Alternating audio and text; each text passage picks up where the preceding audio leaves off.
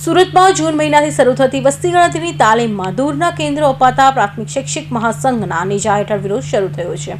રહેઠાણ અને શાળાઓથી લાંબા અંતરે ડ્યુટી હોવાથી શિક્ષકોને ભારે મુશ્કેલીમાં મુકાયા છે।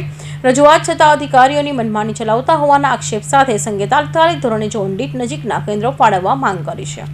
સુરત શહેરમાં આગામી જૂન મહિનાથી શરૂ થઈ રહેલી વસ્તી ગણતરીની કામગીરી પહેલા જ વિવાદના મંડાણ થયા છે।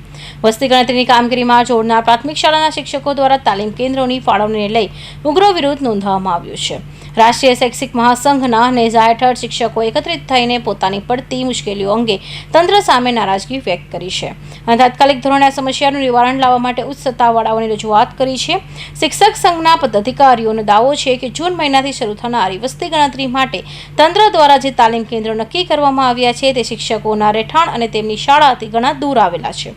આ અયોગ્ય આયોજનને કારણે મહિલા શિક્ષકો સહિતના તમામ કર્મચારીઓને ભારે હાલાકી ભોગવવી પડી રહી છે। દૂરના અંતરે આવેલા કેન્દ્રો પર સમયસર પહોંચવું અને ત્યારબાદ શાળા તેમજ વસ્તી ગણતરીની ફરજો બજાવતી અત્યંત પડકારજનક બની રહી છે। આ ભૌગોલિક અંતરના કારણે શિક્ષકોના સમય અને શક્તિ બંનેનો વ્યય થઈ રહ્યો છે।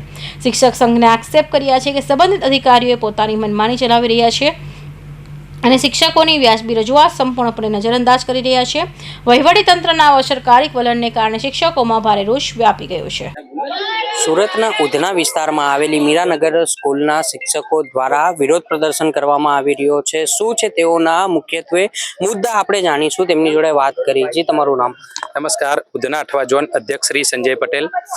અમે છેલ્લા 10 દિવસથી અધિકારીઓનું ધ્યાન દોર્યું છે કે અમારી જે શિક્ષકોની જે અરજીઓ છે છેલ્લા 10 દિવસથી અરજીઓનો નિકાલ નથી કર્યો। અમારી માંગ એ જ છે કે અમે કામ કરવા માટે રાષ્ટ્રહિતમાં તૈયાર જ છીએ। અમારે શિક્ષકો અત્યાર સુધીમાં કામ કરતા જ આવ્યા છે। અમને કામગીરીનો વિરોધ નથી, પણ અમારો મેન સિસ્ટમનો વિરોધ છે કે અમે અરજીઓ કરેલી છે એમાં રહેઠાણ વિસ્તાર માગેલો છે, શાળા નજીક માગ્યું છે, પણ આજ દિન સુધી અમારી એ અરજીઓનો નિકાલ નથી થયો। 55 વર્ષથી ઉપરના જે ભાઈઓ બહેનો છે, બીપી બ્લડ પ્રેશર છે, ડાયાબિટીસ છે, હવે આવી ગરમીમાં હવે કામ કરવા માટે જશે તો કંઈ પણ મેડિકલ પ્રોબ્લેમ થઈ શકે છે। તો એવા શિક્ષકોને તો કમસે કમ મુક્ત રાખો। સગર્ભા બહેનો છે, પ્રેગ્નન્સી પ્રસૂતિવાળા બહેનો છે, અને મેડિકલ ઇમરજન્સીવાળા બહેનો છે, સાસુ સસરાની કાળજી રાખવાવાળા બહેનો છે, સિંગલ મધર છે, તો આવા બધા કેસમાં તો તમે એ શિક્ષકોને મુક્તિ આપો। હવે જૂન મહિનાથી અમારા શાળામાં પ્રવેશ ઉત્સવની કામગીરી હોય, આધાર કાર્ડ, યુડાયસ, એસએસએ બધી જ કામગીરી હોવાની ચાલુ થવાની જ છે।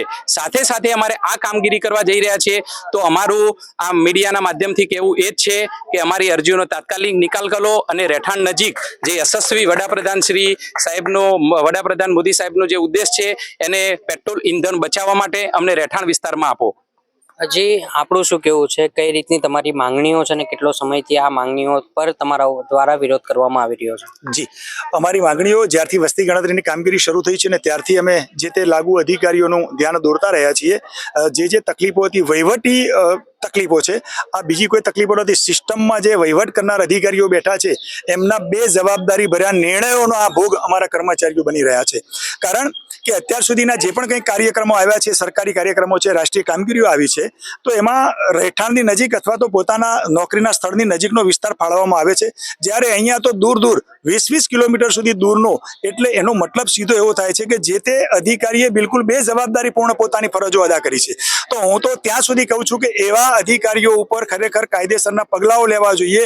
કારણ કે પ્રધાનમંત્રી જ્યારે આપણા દેશની ચિંતા કરતા હોય ત્યારે આવા બેજવાબદાર અધિકારીઓ એ લાખો રૂપિયાનું ઈંધણનો વ્યય કરાવી રહ્યા છે, તો એવા અધિકારીઓ ઉપર પણ ખરેખર કાયદેસરના પગલાં લેવા જોઈએ।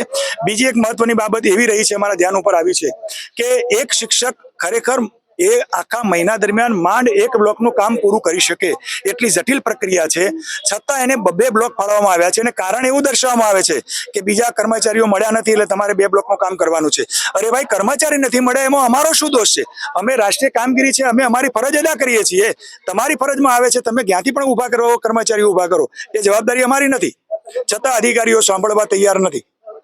જી બિલકુલપણે જે પ્રમાણે હાલ વિરોધ કરવામાં આવી રહ્યો છે શિક્ષકોને 20-20 કિલોમીટર અંતર દૂર સુધીમાં વસ્તી ગણતરી કરવા બાબતે જે એરિયાઓ સોંપવામાં આવેલા છે ને તેના કારણે જે શિક્ષકો મહિલા શિક્ષકો છે તેઓને પણ મુશ્કેલીઓનો સામનો કરવો પડી રહ્યો છે ત્યારે મુખ્યત્વે એક જ તેમનો મુદ્દો રહ્યો છે કે વિસ્તારના નજીકના વિસ્તારોમાં તેઓને વસ્તી ગણતરી કરવામાં આવે અને વ્યવસ્થિત રીતે તેઓ દ્વારા આ તમામ કામગીરી છે તે પૂર્ણ કરી આપવામાં આવશે. દેસાઈ, મહિલા ઉપાધ્યક્ષ, અખિલ ભારતીય રાષ્ટ્રીય શૈક્ષિક મહાસંઘ સુરત મહાનગરમાં હું મહિલા ઉપાધ્યક્ષ તરીકેની જવાબદારી વહન કરું છું. અહીં અમે વસ્તી ગણતરીની જે રાષ્ટ્રીય કામગીરી છે તેમાં અમને જે અગવડો પડે છે તેના માટે અમે 15-20 દિવસ પહેલાં જે અધિકારીઓ આયોજન કર્યું છે તેને આવેદનપત્ર આપેલ છે, જેમાં અમારી મહિલા બહેનોને પહેલેથી BLOના ઓર્ડર છે. એ લોકોને વસ્તી ગણતરીમાં પણ નોકરીનું સ્થળ અલગ ઝોનમાં છે, રહેણાંક સ્થળ અલગ ઝોનમાં છે અને વસ્તી ગણતરીનું સ્થળ પણ અલગ ઝોનમાં આપેલું છે. એટલે લગભગ એમના ઘરથી અને શાળાથી 20 કિલોમીટર જેટલું વસ્તી ગણતરીનું સ્થળ થાય છે. હવે અમારી 8 જૂનથી શાળા પણ શરૂ થઈ રહી છે, તો અમારે બાળકોને પહેલાં કેન્દ્ર સ્થાને લેવાના છે. આ કામગીરી અમારે શાળા સમય પહેલાં કે શાળા સમય પછી કરવાની હોય છે. મારી ઘણી બહેનોને એવા સંવેદનશીલ વિસ્તારો આપેલા છે કે જે વિસ્તારોમાં દિવસ દરમિયાન પણ એકલા જઈ નહીં શકાય. તો આ કામગીરી માટે જો બપોરની શાળા, મોટેભાગે બહેનોની બપોરની શાળા હોય તો સાંજે કેવી રીતે જઈ શકાય? આના માટે અમે જવાબદાર અધિકારીઓને અવારનવાર મુલાકાત લીધી છે. મારી બહેનોએ વ્યક્તિગત અરજી કરી છે, સંગઠન દ્વારા પણ અવારનવાર આવેદનપત્રો આપવામાં આવ્યા છે.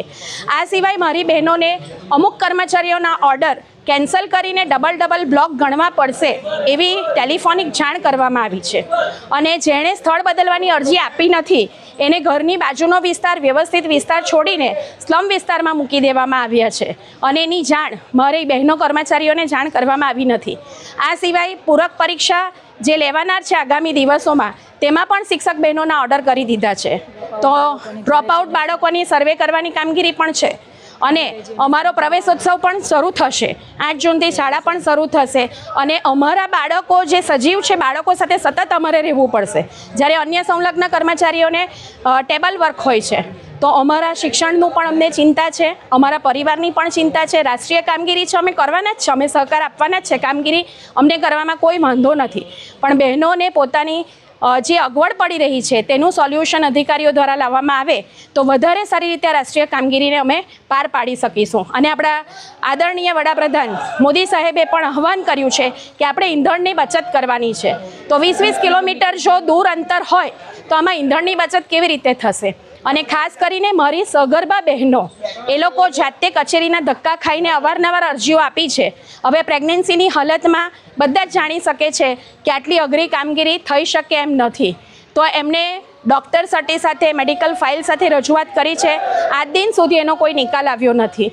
જે બહેનોને શારીરિક તકલીફ હોય કે જોઈ શકાય કે ફ્રેક્ચર છે, અન્ય ગંભીર બીમારી છે, એને અરજી આપી દીધી છે પણ એના પર પણ કોઈ કાર્યવાહી કરવામાં આવી નથી.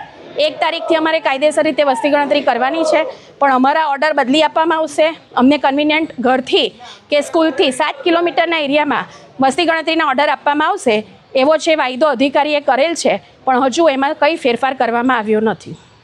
આ ગંભીર સમસ્યાના કાયમી ઉકેલ માટે પ્રાથમિક શૈક્ષિક મહાસંઘ દ્વારા માંગ કરવામાં આવી છે.